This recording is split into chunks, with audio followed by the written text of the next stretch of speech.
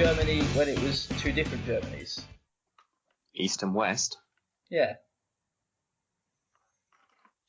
During what time period? During the time period that it was East and West. Hi, I'm John, and I don't know much about Germany. And I'm John, and my album's going to go double platinum. And I'm not John, this is Would John rather. You know the drill by now, but just in case you don't, I ask them questions and they answer. Pretty simple, really, wouldn't you agree? Was that a question? I think it was rhetorical. I was kind of asking you two because the audience can't respond in the past. Oh, well then, I'd rather it was no. Okay. I would prefer it was a yes. John wins. Boom. Anyway, as you can tell, we're off to a fantastic start here, folks. I'll try and get the energy flowing. I just had a lecture on what Germany might be called or could have been called in the distant past. And, not by me. No, not by John. By the other John. And he didn't really seem to know what he was saying himself because he kept finishing sentences with, I think, or I'm not really sure. So if you could educate John, you know his Twitter handle and we'll review it later on, but if you could educate him on Germany, that would be brilliant. So that, I mean, we knew what he was trying to say, but he didn't seem too sure of himself, so kept bubbling on about Prussia being in Russia for some reason. So anyway, Johns, let's dive right in. Would you rather live in East or West Germany? West Germany. God damn. No, stop hijacking the question. I've spoken about Germany enough. Would you rather listen to music that moves you or music that makes you move? Music that makes me move, because I reckon if I listened to music that moved me, I'd try to be driving along in the car quite happily, and then Beethoven's something or other symphony would come on, and I'd be moved to tears because it's such a beautiful piece, and you'd all laugh at me. Are we in your car in this illusion? Yeah, or you wouldn't have to be in the car, and my wife would see me, and she'd just say, "Man up." And next time we're in conversation, she'd go, "You never guess what my fucking blubbering husband got up to." Beethoven came on again. He just turned into this gelatinous mass of tears. What a fucking puff. Yeah, but because my wife's that caring. You could turn that around and say, "But haven't you seen the film?" and pretend you're talking about the film, because that is, a tearjerker. And then she put you straight, or put me straight, and then told me to stop covering. Yeah, but that's where you get a smoke bomb like a magician. I'd rather listen to music that moves me. I'm not a very good dancer, so I think it's better that the music moves me emotionally rather than me moving physically to it. And there's more to, music that moves you doesn't just have to bring you to tears. Sometimes it can bring you a smile to your face, or that teenage angst that you've had bottled up inside of you for 18 years. And it's there's a wide array of emotions, is what I'm trying to say. And how many of those emotions did you display when we saw Dillinger? All of them, all at once. Sadness. Because I saw there was a lot sadness of pushing that it had and to shoving end. and general moshing and having a good time. I was reading your body language, and it said, this is good shit. I didn't look at your face and go, oh, John looks like he's trapped in a lift with a fart. Oh, no, wait, no, that's concentration. I don't even know. Such a complex musical arrangement, I don't believe can be expressed just via facial features. And the array of what I saw going down at Dillinger, for example, because we were all there, with a bit of windmilling, bit of high knees, bit of a circle pit. It's all good stuff. It all displays how you feel without having to go into Louis Spencer interpretive dance. And I much rather like bang my head listening to some good tunes, or maybe a foot tap, than try and be Patrick Stewart and have the facial emotional range of such a classically trained thespian. Well, he doesn't have to display the emotion. So he can just sit there being a robot, feeling things. Yeah, some people keep their emotions very deep inside, buried down, further down. Yeah, I think that's fair. Some people don't like to display their emotions. Like, for example, crying in your car while listening to music from a dog film, in case your wife mocks you. Exactly. No one wants that. Doesn't mean you can't feel the emotions. you, Out to Bohemian Rhapsody, then I would feel things about it. is everything okay, John? Yeah. Do you need to? No, the other John. Me? Sounds like he just wants a good cry and no one will let him. It's I okay. don't want to cry. It's called man quality. You're allowed emotions too. I'm going to go see Cancer Bats with our good friend Mikey D in Cambridge. We're going to go in February, and I'm just going to do a flying psychic in someone, and then windmill, because that's all the emotional display I need. No. Any more on the matter, John? Solid counter argument. I have to say. You know, I think there's just more. There is more to music than just windmilling and bashing someone's head in with your fists. But even that, I think, wouldn't be possible if music wasn't properly moving you. You know, I think it's the build up of energy. You might even be angry listening to it. That's what drives you to throw your arms around and go wild in your old mosh pits. It's that emotion it's what drives you. So when you listen to all the single ladies, what do you feel? What's moving you? It's moving me to somewhere where it's not playing. See, then you need physical movement, and I've been moving away from all the single ladies. You have to just sit there and think about your own single existence. Can I also, as a lady, or lack thereof? I've never met the man that's put a ring on your finger because he doesn't exist. But maybe John could be crying because he could be thinking back to when his wife was a single lady and before he, made her life so much better and just worth being around 1,000-fold by introducing him into her life. All I'm hearing is moving you just move to crying. No, I think that is what I want to do when I hear single ladies. I'm quite an emotionally stable person, but I need a good cry every now and again. I don't want to do an ugly cry around my mates. That's for your sake rather than mine. You should try it sometime. What's he doing? Oh no, look at his face. Oh God. I think you're doing us a disservice as your friends. I don't think we've ever mocked you if we've ever seen you upset. I cry. I don't think I've ever mocked you for crying. It's probably had a good reason, not because I listened to Beyonce. I mean, music can also take you back to different times in your life. Like the Roaring '20s. Well, I wasn't alive in the 20s, but it'd be great if I could remember the 20s just by listening to music. But I think, back before Germany was split in two. Yeah, back during the good old days, the Weimar Republic.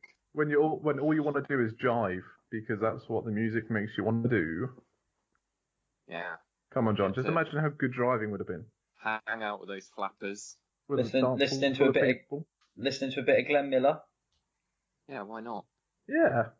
But everybody's got those times in their life. Sometimes it's quite difficult to dredge up memories and really appreciate them. And I think sometimes music can do that kind of subconsciously. It can bring up those memories that, were perhaps buried underneath a layer of knowledge about Prussia and Saxony and Bavaria, and really pull it out and help you appreciate the good times that you had, maybe with people that aren't around anymore. That's the power of music. I think it can do that. Do you know what I've got a memory of? Is the three of us at Download doing the Macarena to Enter Shikari, when they were cool and not political. Music that makes you want to move. And how does that make you feel when you hear that song? It reminds you of that moment. Exactly. Well, it's the memory that makes me feel proud of what we did. not the actual music itself. The music made me want to Macarena. Is it? No, I think it was Matt. I think it was you that just shouted, "Guys, next song we do the Macarena." We opened up a massive circle pit, and everyone else was like, "Oh my god, shit's gonna go down!" And then we just did the Macarena. And everyone joined in. Everyone joined in, and we had lots of room for elbows and hips turning. It was very good. It was very good. I guess it's difficult because one feeds into the other, and yeah, because you can listen to the music and We could also turn this on its head. You said music that moves you. Maybe we just turned up the bass really, really loud and it's vibrating us out of our seats. Nothing wrong with loud bass. Absolutely not. I'm glad we're both agreed on that. or if you're just trying to like chill out in bed with some music on in the background and it gets turned on, but it makes you move, and so you have to like start walking around the room. You can't just be still listening to it. Oh, Why do you always change your goalpost when I'm like close to winning? you weren't close to winning. I've always been closer to winning than you. No, not this time. Shut up and go listen to Beyonce. I think I'm going to call it For the Emotions. I'm going to go back to a classic with John Rather, back to about 8 months ago when I used to make my decisions based on absolutely nothing.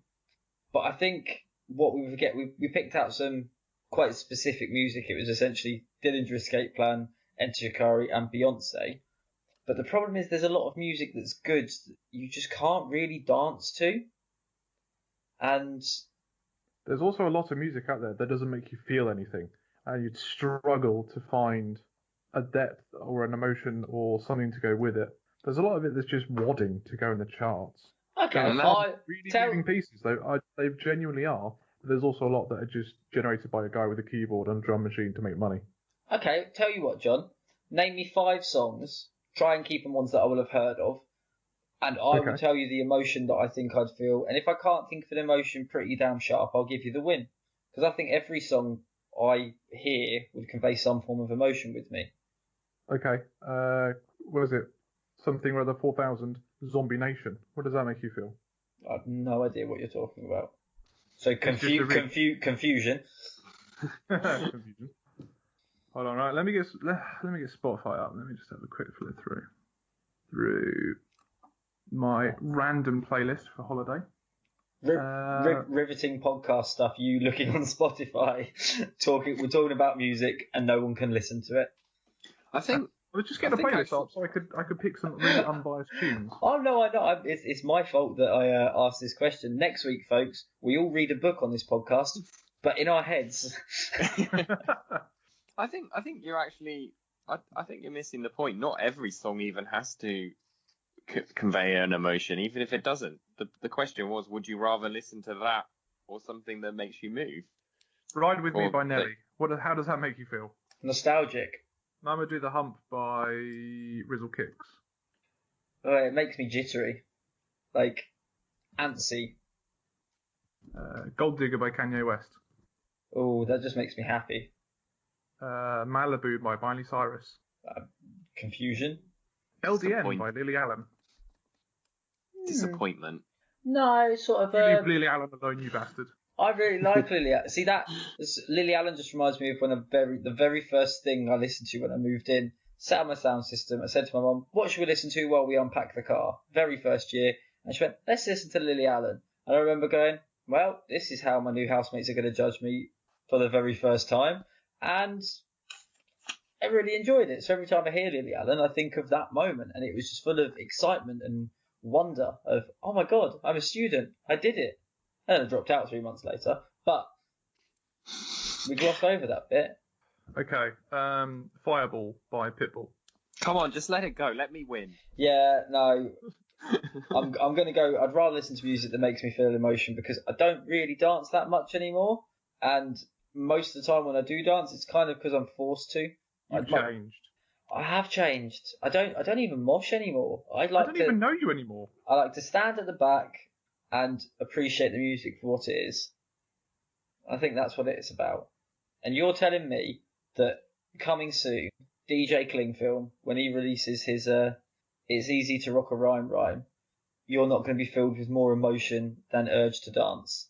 I'm going to be tapping some feet, mate.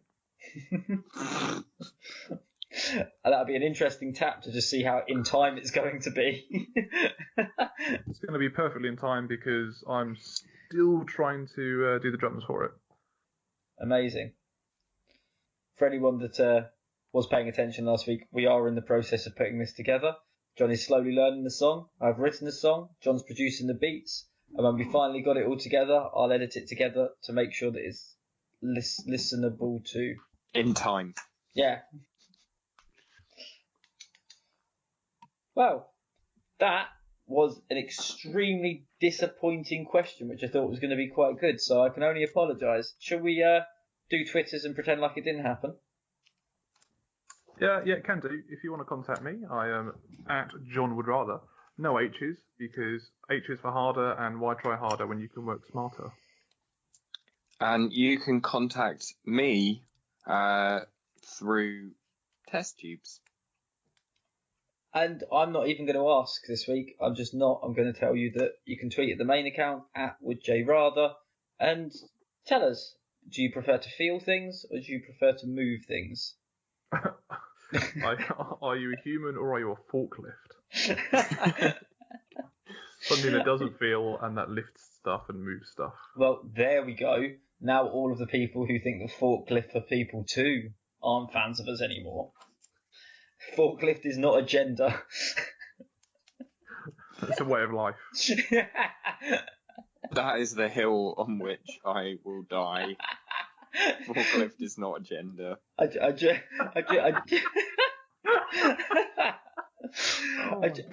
just wish sometimes people would look past the fork and see me for who I really am.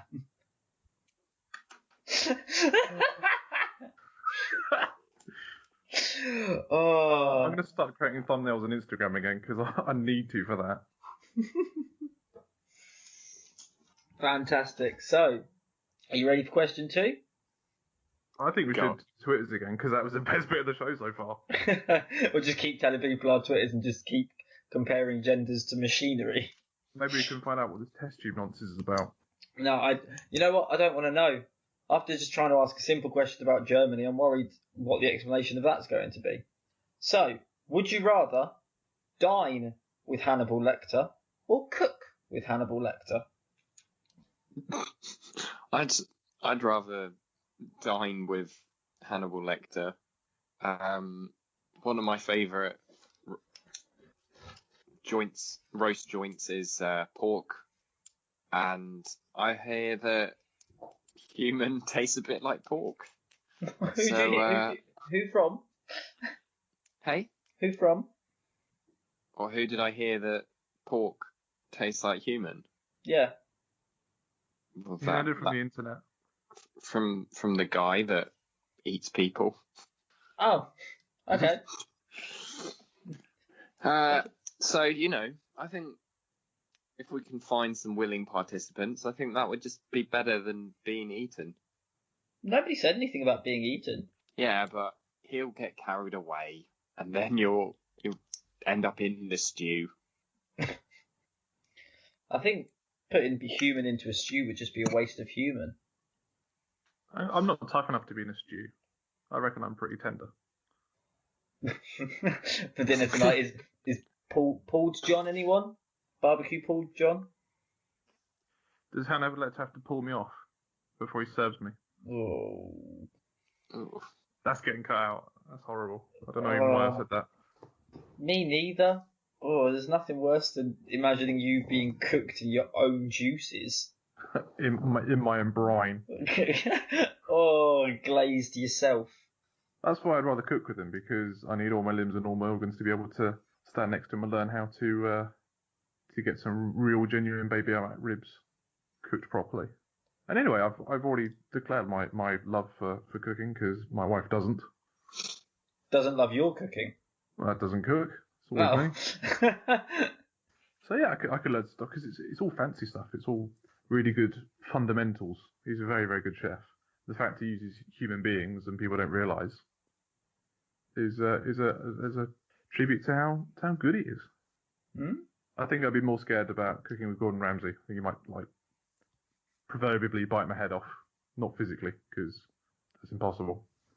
And what sort of sous chef are you if you haven't got 2 hands and a brain to be able to assist the head chef with? Even if it is his ingredients. You are the ingredients. I'm not the ingredients. You are. No, I'm Doesn't not. matter how many times you say that you're not. Hannibal Lecter is not somebody who you can really trust. Right, and would you trust him not for him to cook you and feed you to yourself? Well, if he's already made dinner and I'm just dining with him, Have you seen the films? he's full up. Have you seen the series? Have you eaten with me? I'll I've- fill his plate up so big. I'm not going to lie, I've not read the books, but there is a series of an adaptation of the books where he's got the character, I can't remember his name, but he's played by Eddie Izzard. And eventually he's just chopping limbs off Eddie Izzard because Eddie Izzard has pretended to be the Minnesota Shrike, which is what they called Hannibal Lecter because he was removing organs and dismembering people, etc., etc. And Hannibal was offended because that was him, so he was cutting limbs off of Eddie Izzard and then feeding them to him. Yeah, isn't there a? I can't. It's definitely in the book. One of the films, he cuts up someone's brain while he's awake. While he's still alive and feeds it to him. Yeah. Yeah. So it doesn't matter if you're cooking with him or you're eating with him. You could be on the menu either way. If I'm gonna die and be eaten, if I'm not gonna be eaten, I might as well try and learn something in the kitchen first.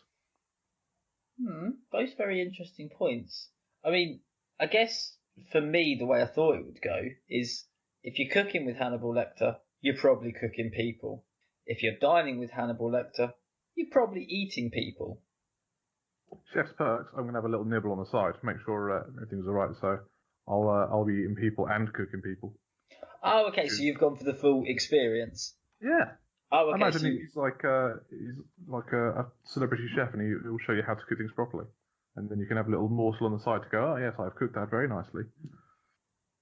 Okay. And then I can add that to my list of things that I've eaten. I'm going to try and get panda on swan on there one day just to upset some vegans. Yeah, you've already had vol. Vol's on the list. Red snapper's really good. I really like red snapper. Not a fan. I'd rather have human than fish. How would you feel about mermaid? Well, I won't know until I've tried it. I'll try anything twice. Okay, well this has taken a weird turn. I thought it would be more met with disgust as to, I don't particularly want to cook people, but I don't particularly want to eat people either. But it was actually, now that you're telling me that I'm not going to be the one that's being eaten, I'm fine with eating. Both cool with it. Yeah, both absolutely fine with eating someone. Fair enough.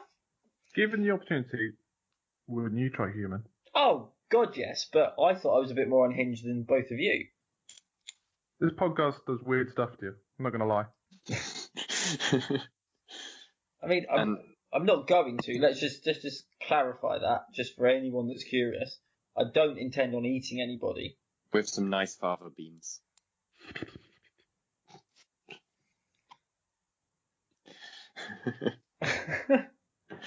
Anyway.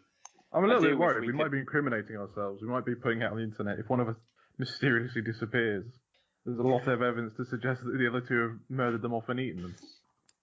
Yeah, I'm going to go with you, I do John. wish we could chat longer, but I'm having an old friend for dinner.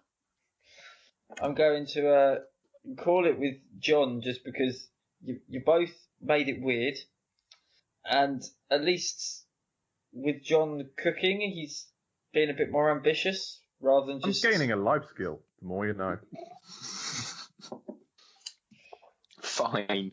And as well, if you're cooking and you try some human and you don't like it, at least you're safe in the knowledge that, okay, sorted. But you couldn't, leave a lot of food on your plate if you went round for dinner. That'd just be rude. And you might not enjoy it. It all depends on the person. I think personality would come out a lot in the taste. Well, you are what you eat. Yeah. All of us trying to think of a pun for that. Not to be honest, I was wondering what you two and I would taste like. I'm a little bit worried that I think if all of us got stranded, I'd be the first one to be eaten. Who do you think would taste the best out of the three of us? I've got to say, I do think it would be John. Thanks. I just do. So you're pre-smoked and John is pre-marinated, whereas I'm free range in the countryside. Well, you said you were tender. Yeah, I did. Yeah, I'd be like a smoked jerky, or like I'd be like a cured meat myself. I'd essentially be pepperami, I think. I think that's fair. Yeah. Whereas John, I think John would be a bit more gamey, like a hare or a rabbit. Yeah. Pheasant that's already soaked in brandy. Wait, which John are you talking about now? You, yeah. Not me. Okay. Well, I just think because you're quite muscular, so I think you'd be quite. Yeah, I can imagine you tasting a bit like rabbit. Cool. I've drawn a rabbit while we've been on the podcast. Oh. I'm a bit scared to ask what you think I'd taste like. I think you taste like Wagyu beef. Oh, that's the nicest thing you've ever said about me.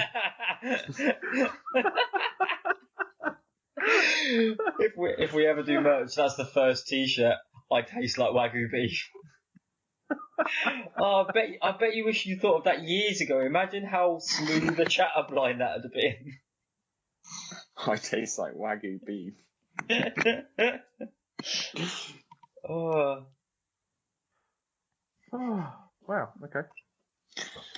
John's not lying, that's a picture of a rabbit. It's got goat eyes and a tomahawk, but that's a rabbit. Oh, has John sent us a photo in the chat? Yes. Yeah, that looks like the rabbit from Donnie Darko holding a tomahawk. Yeah, if you taste like that rabbit, I wouldn't eat it. Please tweet that out so anyone that's listening can know what the fuck it is we're talking about. Well, I have to say, after what I was hoping was going to be two interesting questions, weren't that interesting, but led to two things that made me laugh very hard. So it was worth it in the end, folks. The journey's about the destination, not what you do on the way there. So hopefully, my final awful question's going to be better. It's Christmas soon.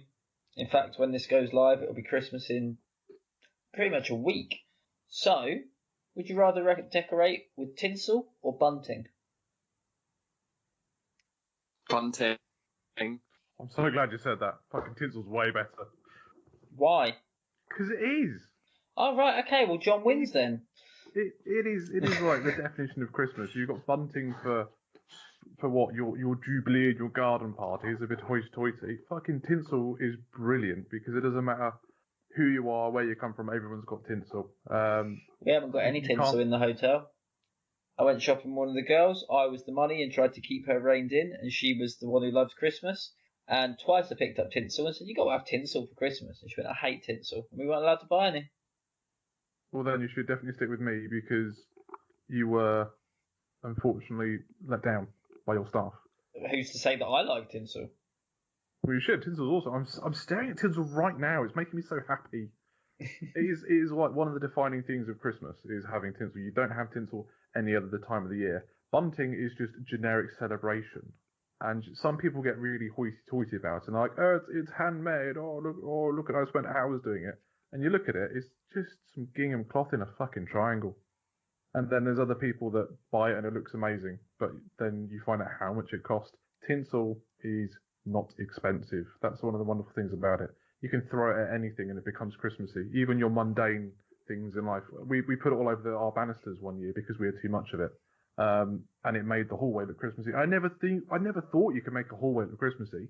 Throw enough tinsel at anything and it makes everything brilliant. It is the most fabulous version of string you can ever imagine. Who does not want a bit of fabulousness in their lives? A bit of flamboyance, a bit of glamour, and actually it's quite cheap and affordable. I think you've been going to the wrong shop. Wrong bunting shop. Emotional attachment. I've got a strong emotional attachment to bunting because when I got married, my grandma made us with bunting with her own fair hand. Don't play the grandma bunting card, John. That's out of order. Yeah, you mean, she always do this. You always play the Grandma Bunting cards. And we put it up. It was not expensive. We bought the materials. We bought the long string that it all gets sewn onto. And you got some cheap arthritic labour to do it for you. John, you're heartless. She wanted to. Put your nan to work.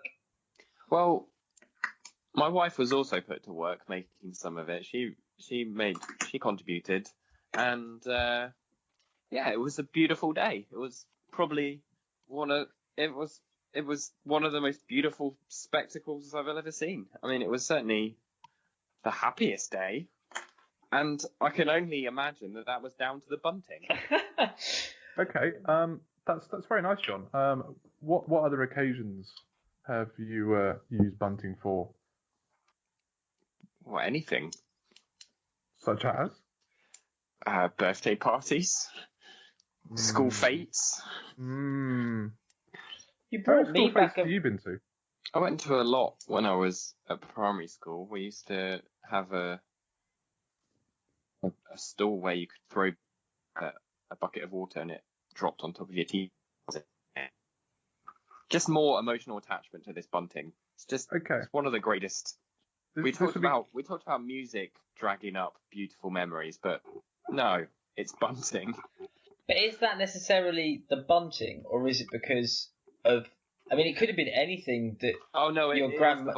It could have been anything that your. I did. I was there. It could have been anything then you'll agree that your grandmother and fiance had spent time together to create. They could have created a Trojan horse or squirrel earrings, or I don't know what. They could have made tinsel, but no, they didn't. They made bunting. That's because nobody knows how tinsel's made. It's a mystery. It's magic. And when did you get married? August? Early September. August. I thought it was. Christmas and tinsel go hand in hand. Wasps and picnics and barbecues are August's thing. Weddings and bunting, okay-ish, but you can have weddings any time of the year. Tinsel is exclusively Christmas. It has its purpose, and it does it fabulously. And not John hates Christmas, but he does love hooking up with a random girl at my wedding. By the way, that random girl's now engaged, so that boat sailed. Didn't I hook up with 2 girls at your wedding? You tell me. Yes. No. You tried to hook up with one, and then 4 of us turned up and completely cock-blocked you. And then you later hooked up with her anyway, despite our best efforts. So we did. Well, not at the wedding, no. Oh. Either way, all I'm hearing is bunting goes up, Matt gets lucky, so bunting wins. Woo! That was one time. Yeah, but 100% record. But to be fair, the bunting reminded me of the wedding, and I generally have quite a good track record at weddings. Tinsel will always be here for you, Matt, when you realise the error of your ways. No, because tinsel happens at Christmas, and I hate Christmas. But tinsel itself is fucking awesome. Come on. It's uncomfy. The first thing everyone always does when they've got tinsel is pop it round the neck, pretend it's a scarf, and it's scratchy. It's like sand, but as a string. Bunting's not much better. You can't wear bunting in any way, shape, or form. Bunting's normally like meters and meters long. If you got a piece of bunting that had 2 triangles on and put it round your waist, you'd be Adam and Eve. Exactly. I thought you were going to say it looks like you've got a shirt underneath your top that's poking out the bottom, so you've got 2 shirt corners. That was the picture I had in my head. No, because what is essentially underwear? If you wear briefs, it's just 2 triangles sewn together. How big are your bunting triangles? Any size you like. My grandma's making them. Or how small is your genitals to be covered by one bit of bunting? That's the more important question. And I never said it had to cover them. I'm glad Tinsel's lost, because no. If that's the sort of degenerate things you two do with bunting, I don't want to be part of it. Tinsel is wholesome. Tinsel is Christmas. You 2 heathens can go and floss with all your bunting. I don't want to be part of that. I think it's just I didn't take the whole fact that I hate Christmas into account, because that's unfair, because then it was just destined from the beginning. But What part of fabulous string didn't you get on board with? Bunting's much more ambidextrous. It can be used for so many more occasions. Like you said, tinsel is Christmas, and that's it. Damn straight. I don't think you can have Christmas without tinsel. Yeah, but if I had the choice between two items, if I could pick between two items, one that I could use 11/12 of the year and the other one I could use 1/12 of the year, I'm going to pick the one that I use 11/12 of the year. I think bunting's... what can you use bunting for? The same things you can use tinsel for. Decoration. It's not I've never seen bunting on a Christmas tree. Okay. You can put tinsel I've never everywhere. seen tinsel at a Jubilee. You've never been to one of my Jubilees. No, I haven't. Oh, okay. I've never had one. Tell you what, at my wedding, seeing as I'm the only one to get married left out of the three of us, or try that sentence again, I'm the only one left to get married, I'll have tinsel and bunting. I'll have tinsel coated bunting. So the triangles will be triangles of cloth with a triangle of tinsel around the edge. Brilliant. That solves picture it now. everything. Yeah. Quick, guys, let's go to Dragon's Den. Do you prefer tinsel and don't mind bunting, but are sick of tinsel only being in use once every 12 months? Well, now, presenting tunting. Tinsel bunting. For men. Because tunting sounds better than binsel. Binsel. Binsel sounds quite aggressive. Oh, it sounds like a herb that nobody likes. Sounds like a what that no one likes? A herb. And then you go with your binsel. I just find it a bit too peppery. Yeah, It's not in the good way. I'm getting... What's the soup today? It's Tomato and binsel. Tomato and binsel. Waiter, there appears to be a lot of strands of foil in my soup. That would be the binsel, sir. So, are you saying you don't mind a bit of sparkle? I don't mind a bit of sparkle. Good. But bunting wins. Woo! And until we get this binsel business on the road. Well, folks, it's Christmas, and those were three very Christmassy, very underwhelming questions there for you.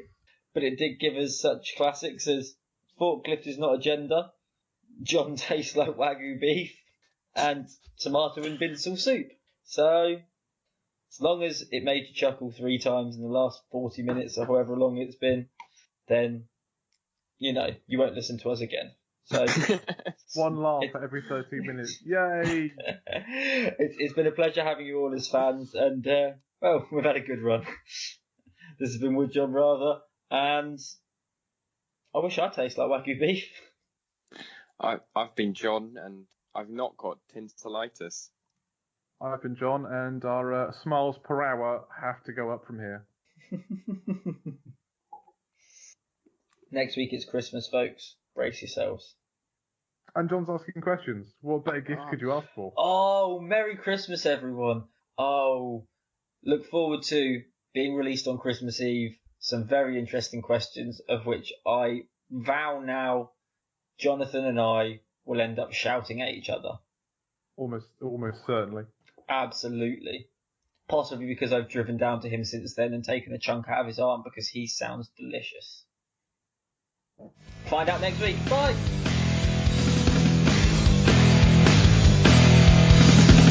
John,